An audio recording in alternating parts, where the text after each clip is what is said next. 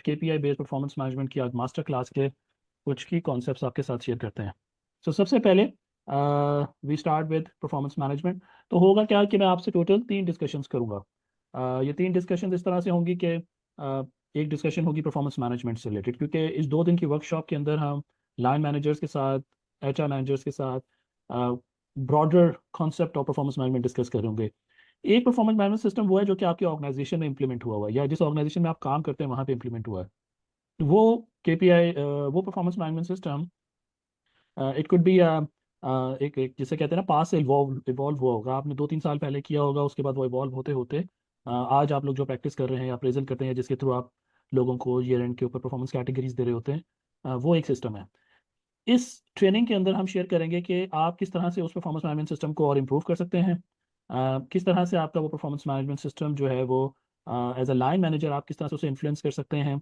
As a line manager, as a hiring manager, as a people manager, HR manager, आप कौन सी चीज़ें अपनी team के साथ में कंडक्ट कर सकते हैं जो कि आपकी रिस्पॉन्सिबिलिटी है।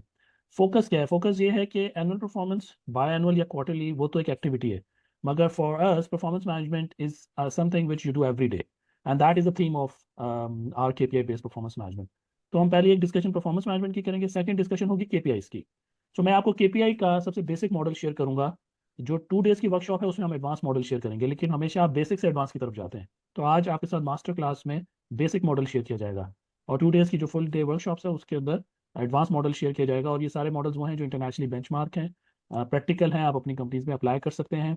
मेरा जितना भी एक्सपीरियंस रहा है as a consultant, as a line manager, as a leader, उसके अंदर हमने ये सारी चीज़ें इंप्लीमेंट की हुई हैं। तो हर चीज़ का कोई ना कोई कंटेक्स है। इट इज़ नॉट समथिंग के इट्स अ थ्योरेटिकल थिंग। आजकल बहुत ज़्यादा होता है लोगों को कि थ्योरी ना हो।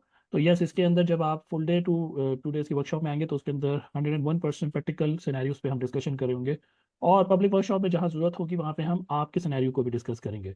यूजली पब्लिक वर्कशॉप्स के अंदर केस स्टडीज़ और कुछ एग्जाम्पल शेयर की जाती हैं जो आपकी इन हाउस वर्कशॉप होती हैं। अगर आप में से कुछ लोग जो पे अपनी ऑर्गेनाइजेशंस के अंदर इन हाउस सेशन कराना चाहते हैं केपीआई बेस्ड परफॉर्मेंस मैनेजमेंट पे, तो वो भी आबिद से या मुझसे रब्ता कर सकते हैं।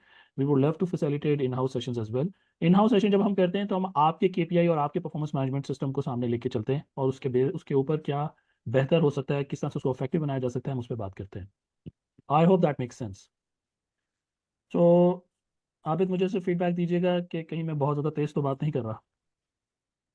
बिल्कुल आप ठीक लेके चलें क्लास को। और we are with you sir. Thank you very much. So को होस्ट का ये फायदा होता है आपको कि आपको फॉरन फीडबैक मिल जाता है। So first thing first, performance management जो आपके सामने लिखा हुआ है, if you can look into it, there are 2 colours in it. ये डेलिबरेटली मैंने किए हैं, ये कोई डिज़ाइन नहीं है। परफॉर्मेंस के अंदर परफॉर्म एंड मैनेजमेंट के अंदर manage. So what you do कि आप डेली बेसिस के ऊपर जो भी परफॉर्म करते हो, जो भी एक्शंस लेते हो, आप वर्क प्लेस पे आते हो 9 to 5 के अंदर, जो भी टाइम आपके स्टाफ कर जो है काम के लिए गुजारते हैं, अगर वो 9 बजे आए हैं तो क्या एग्जैक्टली वो 9 बजे परफॉर्म करना शुरू कर देते हैं या टी टाइम का वेट करते हैं? यूजली लोग टी वगैरह पी के उसके बाद में 10 साढ़े 10 बजे तक, जिसे कहते हैं ना, इंजन गर्म होता है, people start working. So that is what perform is. तो परफॉर्मेंस का वर्ड इज ड्राइव होता है वो परफॉर्म से, एंड मैनेजमेंट में manage. You have to manage the way the people your people are behaving. Banking industry में I remember के सुबह 9 बजे स्टैंड अप कॉल होती है। वाई? वो बिकॉज वो पूरे दिन की टोन सेट कर रहे होते हैं। वो ये चेक करना चाह रहे होते हैं कि पूरे दिन के अंदर आज हम क्या परफॉर्म करेंगे। तो ब्रांच बैंकिंग के अंदर जिनको आइडिया हो, तो वहाँ पर डे के स्टार्ट के अंदर 9 बजे एक कॉल की जाती है जिसके अंदर एवरीबडी हैज़ टू शेयर कि वो आज के दिन में क्या परफॉर्म करेगा। This is one of the example of कि वो अपनी फुल डे टीम की परफॉर्मेंस को मैनेज करने के लिए एक स्टार्ट ऑफ द डे उन्होंने एक एक्टिविटी रखी हुई है। उसके बाद डे स्टार्ट होता है and then they start working on their task and their activities, their projects. Customer को कॉल करनी है तो कस्टमर को फॉलो अप करते हैं, मीटिंग्स है तो वो मीटिंग्स करते हैं। और बाय डे एंड एक और उनकी एक्टिविटी होती है कि उनको रिपोर्ट करना होता है कि आज पूरे दिन के अंदर उन्होंने जो सुबह 9 बजे की कॉल में डिस्कशन की थी, उस डिस्कशन के बेसिस पे आज पूरे दिन उन्होंने एक्शंस क्या लिए। So this is the cycle of performance management. ये मैंने आपको एक लाइन मैनेजर में बैंकिंग इंडस्ट्री के पॉइंट ऑफ व्यू से कॉन्सेप्ट शेयर किया है। इसी तरह से वेरियस ऑर्गेनाइजेशंस के अंदर, वेरियस कंपनीज के अंदर, various line managers have their own way to do this thing. इसके अंदर अब होना क्या चाहिए उसके लिए हम आपके साथ शेयर करते हैं, क्योंकि every one have their own ways, but there is the best thing is कि आपके पास कोई ऐसा वे होना चाहिए which helps you in every situation. So performance management system होना, अप्रेजल होना एक अलग चीज़ है। वर्क प्लेस के ऊपर डे टू डे बेसिस के ऊपर अपनी टीम को परफॉर्मेंस को मैनेज करना इज़ अ डिफरेंट थिंग। आप अगर डे टू डे बेसिस पे, वीकली बेसिस पे, मंथली बेसिस पे परफॉर्मेंस को मैनेज करेंगे as a line manager, then you will be able to do appraisal properly. अभी प्रॉब्लम ये होता है कि अप्रेजल बहुत ही वेग डिस्कशंस होती हैं। उस वेग डिस्कशन की one of the reason is कि हम उसके अंदर केपीआईज या किसी फ्रेमवर्क का इस्तेमाल नहीं कर रहे होते। एवरी लाइन मैनेजर है their own way to do things, और एंड ऑफ द डे वो कहते हैं जी वो एचआर वालों को फॉर्म भर के देना है, चलो बैठो, और वो जिसे कहते हैं ना जिसका अप्रेजल होना होता है वो भी परेशान होता है, जिसने अप्रेजल करना होता है वो भी परेशान होता है, and they are spending too much time. The reason is you are not using a framework. ज़्यादातर ऑर्गेनाइजेशंस के अंदर अगर ऑटोमेशन की जाती है तो automation is not the answer कि आपके लाइन मैनेजर जो है वो ऑटोमेशन की वजह से डिसिप्लिन हो जाएगा, क्योंकि परफॉर्मेंस मैनेजमेंट माइंडसेट है। If you want to perform every day and manage your performance of your team, it is a mindset. अगर आपका माइंडसेट क्लियर नहीं होगा आपके लाइन मैनेजर का, या आप किसी एक फ्रेमवर्क पे नहीं चलोगे जो कि सारे सिनेरियोज को आपको हेल्प करे, तब तक आपको किसी भी किस्म का टूल, किसी भी किस्म की थ्योरी, किसी भी किस्म का फॉर्म हेल्प नहीं करेगा। सो पहले आप माइंडसेट पे काम करते हो, अलाइनमेंट करते हो, तो 2 दिन की जो वर्कशॉप है हम उसके अंदर परफॉर्मेंस मैनेजमेंट का एक माइंडसेट भी देंगे।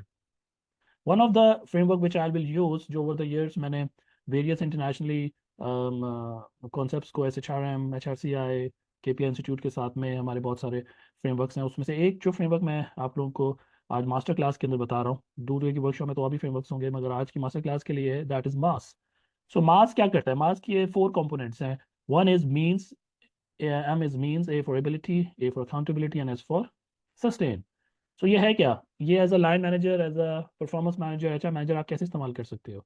आई रिकमेंड यू कि ये मास के बाद में मैं आप लोगों से सवालात ले रहूँगा, तो आप लोग मैक्सिमम क्वेश्चंस लिखिएगा। अच्छे सवाल के ऊपर मैं अप्रिशिएट भी करता हूँ, समटाइम मैं गिफ्ट भी दे देता हूँ। और आज के तो अगर आपका अच्छा सवाल हुआ तो आपको जो है वर्कशॉप के लिए डिस्काउंट भी मिल सकता है। और वर्कशॉप के अंदर अगर वर्कशॉप कंप्लीट फुल हो गई तो हो सकता है आपको एज अ गेस्ट भी इनवाइट कर लिया जाए। तो कोशिश करिएगा कि अच्छे सवालात पूछें। तो इस मास के कॉन्सेप्ट के बाद में मैं क्वेश्चंस ले रहा हूँ आपसे। So what is mass? It's a mindset to elevate the performance of your team. M is for means. So means, so instead of just jumping into कि आपके टीम ने क्या अचीव करना है आज के दिन में, उनके साथ में एक बहुत इंपॉर्टेंट डिस्कशन है जो आपको करनी चाहिए, and that discussion could be an regular assessment, and it could be a regular discussion, जहाँ पर आप ये देख रहे होंगे कि मेरी टीम ने या मैंने एज ए इंडिविजुअल अगर कोई काम करना है, so do I have the relevant means available. Means को हम कहते हैं रिसोर्सेज। फॉर एग्जाम्पल, आप वर्क प्लेस के ऊपर है तो क्या आपका लैपटॉप सही चल रहा है? क्या वर्क प्लेस के ऊपर है तो क्या इंटरनेट फैसिलिटीज ठीक है? आप वर्क प्लेस के ऊपर आप लेट से आप कस्टमर सर्विसेज में हैं, तो क्या आपके पास में कस्टमर की वो लिस्ट अवेलेबल है जिनको आपको परस्यू करना है? और हर चीज़ जो होगी मीन्स के अंदर, उसको हम अवेलुएट केपीआईज के थ्रू कर रहे होंगे। कैसे कर रहे होंगे वो मैं अभी आपके साथ में second round of our discussion of this master class उसमें शेयर कर रहा हूँ। सो सबसे पहले आपने अब जो डिस्कशन करनी है अपनी टीम के साथ में, उसमें क्या होगा? मीन्स, क्या रिसोर्सेज अवेलेबल हैं वर्क प्लेस में के अंदर? जो रिसोर्सेज होने चाहिए, अगर वो ऑफिस बेस्ड जॉब है तो ऑफिस बेस्ड जॉब के लिहाज से इन्वायरमेंट ठीक है। मीन्स के अंदर बॉस का टाइम भी होता है। क्या आपका बॉस आपको टाइम दे रहा है? क्यों टाइम देना है? ताकि एक्सपेक्टेशंस क्लियर हों। क्यों टाइम देना है? ताकि परफॉर्मेंस डिस्कशन क्लियर हो कि जी मुझसे आपकी एक्सपेक्टेशंस क्या है, ये भी मीन्स के अंदर आता है। So what you have to do, you have to discuss this thing with your people. Is the resources are available? Environment, workplace environment is suitable. जो tools उन्होंने इस्तेमाल करने हैं, माइक्रोसॉफ्ट ऑफिस है या नहीं है, लैपटॉप से चल रहा है नहीं चल रहा। अगर वो मैन्युफैक्चरिंग में है तो मैन्युफैक्चरिंग के टूल्स अलग होते हैं। Then you have to discuss कि जी रिसोर्सेज के अंदर उनके साथ जो टीम मेंबर्स हैं, क्या टीम मेंबर्स पूरे हैं? अगर टीम मेंबर्स ही पूरे नहीं है, हायरिंग की स्टक हुई हुई है, तो वो एक एक एक जो लाइन मैनेजर है वो तो खुद स्टक हुआ है, तो उसकी टीम को बीफ अप करना एचआर का काम है। So means is the first discussion point जो कि आप कर रहे होते हैं with your team members. Second area is ability. As a line manager, as a HR manager, as a leader, you should have the understanding कि the people who are going to perform, if you have a sales team let's say, तो क्या आपके पास में जो sales team में सारे लोग हैं, do they have a ability, do they have the relevant skill set? अगर आपने हायरिंग प्रॉपर की भी हुई है या नहीं भी की है और आपको एक टीम मिल गई है, तो आपने सबसे पहले चेक करना है कि do they have a relevant knowledge, skills, abilities. Abilities को कहते हैं कि क्या उसने पास्ट में प्रॉपर एक्सपीरियंस रहा है। आपने किसी से 3 मिलियन की सेल करवानी है 1 साल के अंदर, तो क्या कभी उसने पास्ट में 3 मिलियन की सेल की है या नहीं की? क्या मंथली सेल टारगेट उसके कभी अचीव हुए या नहीं हुए? सो आपको नॉलेज, स्किल्स, एबिलिटीज़ को रेगुलरली एवेलुएट करना है। एवेलुएट करने के 2 से 3 तरीके होते हैं। एक तरीका कार ये होता है कि आप खुद उनके साथ में जुड़ जाते हैं, लेकिन अगर आपकी बहुत बड़ी टीम है तो अपने अपने सुपरवाइजर्स को कहते हैं कि जी वी नीड टू अंडरस्टैंड कि do our team have a ability to do things. और एक और तरीका कार होता है कि आप एक्सटर्नल कंसल्टेंट्स को, कोच को, ट्रेनर्स को एंगेज करते हैं जो कि आपकी टीम की एबिलिटी, नॉलेज, स्किल और एबिलिटी को एवेलुएट करके देते हैं अगेंस्ट द रोल्स जो उन्होंने अब करने हैं। तो यहाँ पे लिखा हुआ है regularly evaluate the staff knowledge skill abilities to ensure they meet the required standard for their role. Let's take example of IT company. So IT company में आपने एक नया प्रोजेक्ट आया, आपके पास उस नए प्रोजेक्ट के अंदर पहली चीज, first thing first, resources align करना है। सेकंड थिंग, आपने उन लोगों को एंगेज करना है जो कि वो आईटी प्रोजेक्ट करने की नॉलेज, स्केलेबिलिटी हो उसके अंदर। सो अब आप देख रहे हैं कि परफॉर्मेंस मैनेजमेंट कोई इवेंट नहीं रहा। Performance management is not part of your work, the discussion is integrated in your this discussion is integrated part of your work. So means को आप यूज करेंगे, ये मास को आप जब यूज करेंगे तो आपकी डिस्कशन में एक फ्लो होगा और ये किसी भी सिनेरियो में फिट होगा। इंपॉर्टेंट चीज़ ये नहीं है कि आप हर सिनेरियो में हर बंदे से नई फ्रेमवर्क, नई डिस्कशन करें। इंपॉर्टेंट ये है कि आपका फ्रेमवर्क ऐसा होना चाहिए which can help you in every scenario. MAAS में मीन्स और एबिलिटीज आपको टीम के साथ भी चाहिए। मीन्स और एबिलिटी आपको अपनी भी चेक करनी है, मीन्स और एबिलिटी आपको ऑर्गेनाइजेशन की भी चेक करनी है, मीन्स और एबिलिटी आपको लीडरशिप की भी चेक करनी है। So after means and ability the third is area which is accountability. Feedback loop कैसे सेटअप होगा कंपनी के अंदर जो भी अब हम काम कर रहे हैं, क्योंकि आपने देखिए काम करने के दौरान ये चेक करना है कि जी फीडबैक कैसे दिया जाएगा या फीडबैक देने का तरीकाकार क्या होगा, वो तरीकाकार पहले डिफाइन कर लें। फॉर एग्जांपल मैं आप से कहूँ कि आप ये तो okay, we have to do something, मगर इसका फीडबैक लूप ये होगा कि आप मुझे डेली बेसिस के ऊपर रिपोर्ट करेंगे कि आज ये काम हुआ। फॉर एग्जांपल हमने ये वर्कशॉप रन करनी है 23-24 को, तो मैं इनके साथ पहले डिस्कशन करूंगा कि आप मुझे मंथली बेसिस के ऊपर बताने के बजाय या वीकली बताने के बजाय डेली बेसिस पे बताएंगे कि हमारी प्रोग्रेस कैसे जा रही है, हमने कितने लोगों को अप्रोच किया, उसमें हमारे पास में क्या फीडबैक आ रहा है, हम ये वर्कशॉप किक ऑफ कर भी कर पाएंगे या नहीं कर पाएंगे डेली बेसिस पे। तो ये डिस्कशन मैं इनके साथ पहले ही करूंगा रादर देन कि मैं उस काम को शुरू करने के बाद ये डिस्कशन करूं। अकाउंटेबिलिटी में सेकंड पार्ट एक है, आपने सिस्टम क्रिएट किया कि जी हम डेली बेसिस पे करेंगे, वीकली हम रिव्यू करेंगे, जहाँ करेक्शन की जरूरत होगी उसको प्रोएक्टिवली करेक्ट करेंगे। दूसरा पार्ट अकाउंटेबिलिटी में होता है कि सेल्फ अकाउंटेबिलिटी आप क्रिएट करें। सेल्फ अकाउंटेबिलिटी के लिए आपको लोगों के साथ डिस्कशन करनी पड़ेगी, उनसे सवाल पूछना पड़ेगा कि देखें अगर आप परफॉर्म नहीं कर पा रहे तो आप किस तरह से अपनी परफॉर्मेंस को इम्प्रूव करेंगे। अगर आपके कोई पर्सनल मसाइल चल रहे हैं तो उन पर्सनल मसाइल को हल करने के लिए आप किस तरह से परफॉर्मेंस को इम्प्रूव करेंगे। सो क्योंकि we are like humans, human have a problem of their own personal life as well. अब मुझे नहीं पता कि मेरे टीम मेंबर की पर्सनल लाइफ में क्या चल रहा है या वो शेयर नहीं करना चाह रहा है because things are very personal. तो सेल्फ अकाउंटेबिलिटी वाला फैक्टर वहाँ हेल्प करता है जहाँ पे लोग खुद अपने आप को आंसरेबल होते हैं। ये डिस्कशन भी पहले की जाती है। सो मास के अंदर हमारे पास में मीन्स, एबिलिटी एंड अकाउंटेबिलिटी। तो अब आप देखें कि परफॉर्मेंस मैनेजमेंट की पहले हमने टोन सेट की, मीन्स, फिर हमने एबिलिटी चेक की कि मैं कर भी सकता हूँ या नहीं कर सकता, फिर मैंने अकाउंटेबिलिटी के उसके ऊपर आ गया कि अच्छा नाउ वी टॉक अबाउट। और अकाउंटेबिलिटी ही आपका अप्रेजल है। If you can see critically, आपका जो अप्रेजल होता है तो उसके अंदर तो आप फीडबैक देके नेक्स्ट ईयर की तैयारी कर रहे होते हैं, लेकिन that appraisal should be part of your daily work और वीकली रिव्यू का उसका पार्ट होना चाहिए। The last thing is after completing this cycle, जो सबसे इंपॉर्टेंट फैक्टर है वो है सस्टेन करना। सस्टेन करने के लिए आपको मीन्स को बार बार, मीन्स, एबिलिटी, अकाउंटेबिलिटी को रिपीट करना होगा। You have to integrate this thing in part of your work as a line manager. Secondly, sustain करने के लिए आपको इस पे केपीआई बेस्ड डिस्कशन करनी होगी। Why KPI based? क्योंकि KPI based discussion objective driven होती है, सब्जेक्टिव नहीं होती। केपीआई में हम मेजर करते हैं, यहाँ पे हम मैनेज कर रहे हैं। So manage plus measure can help you to progress very well.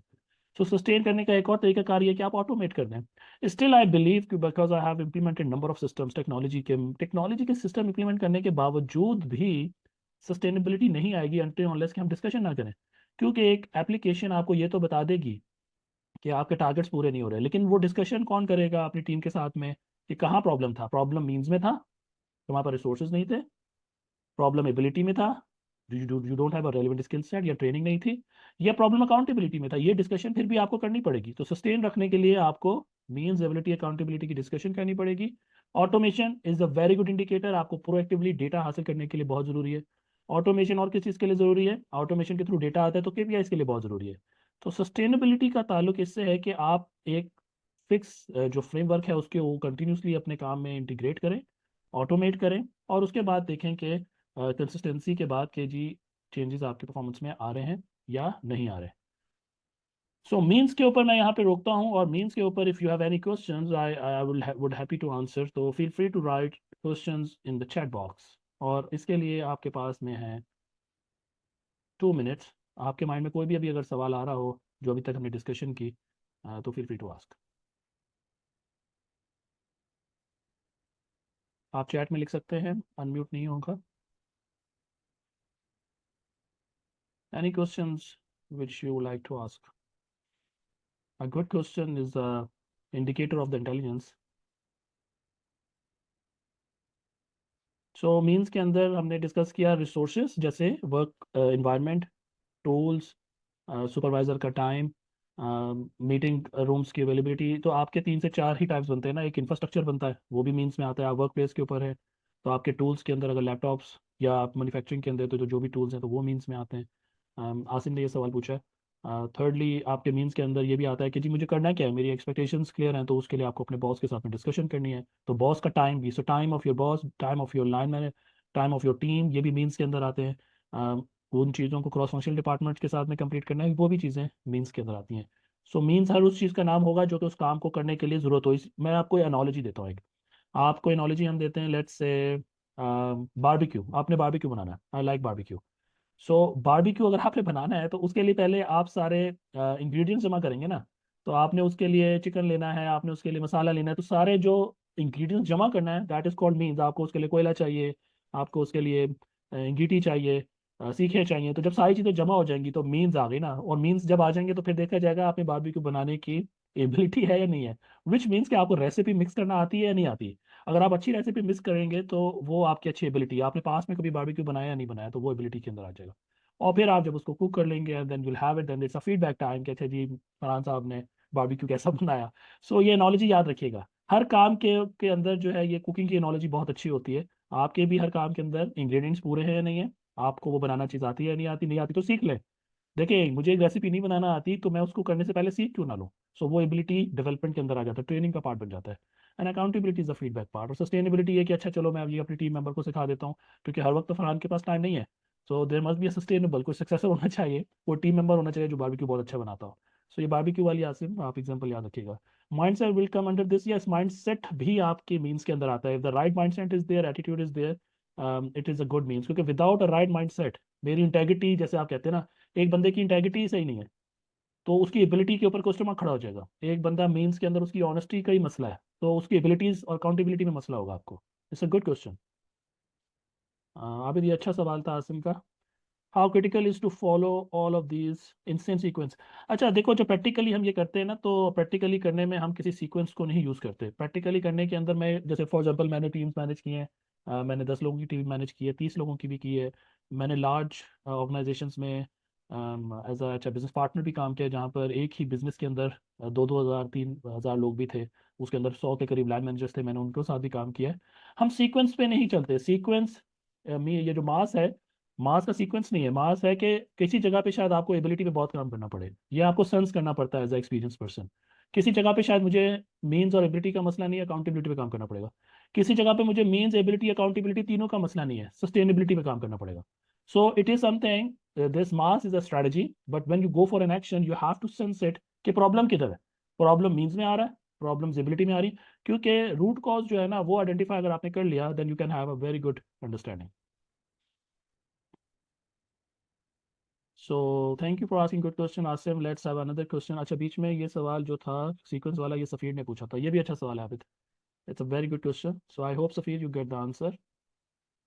Anas पूछ रहे हैं, you have mention boss time is a means, what is the boss, what if the boss is busy and does not have the time for the department, based on such scenario we can't move forward, what to do in such cases. Very good question, it's a very practical question Anas, and it happened with me a lot. जब मैं organisations के साथ अभी consulting assignments करता हूँ या training assignments करता हूँ, ये बड़ा कॉमनली सिनेरियो आता है। देखो अगर बॉस के पास टाइम नहीं है ना, तो आपकी परफॉर्मेंस मैनेजमेंट पे हम काम नहीं करेंगे, हम आपके बॉस और उसके बॉस के साथ काम करेंगे। So it's not about you, then it's about your boss and the upward management. इसको हम कहते हैं कि we have to work on upward management. Because if boss don't have a time, we have to create a time, we have to lend the time, क्योंकि that time is a means. Without a proper means, if I am going into ability, accountability and sustainability, performance will be suffer।